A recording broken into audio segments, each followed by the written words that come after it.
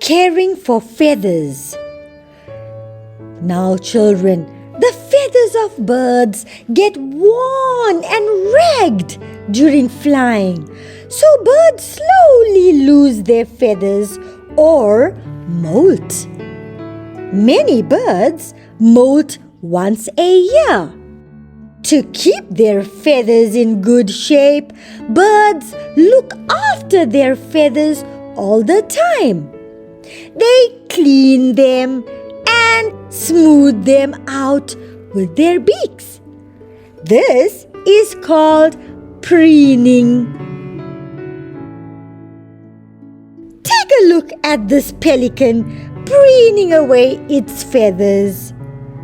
Some birds also take baths in water or dust to clean their plumage.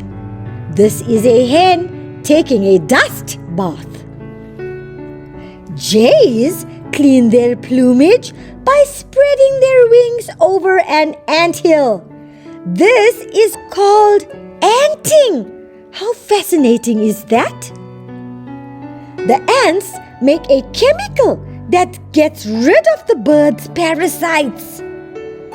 Some water birds, such as ducks and seagulls, put oil on their feathers to make them waterproof.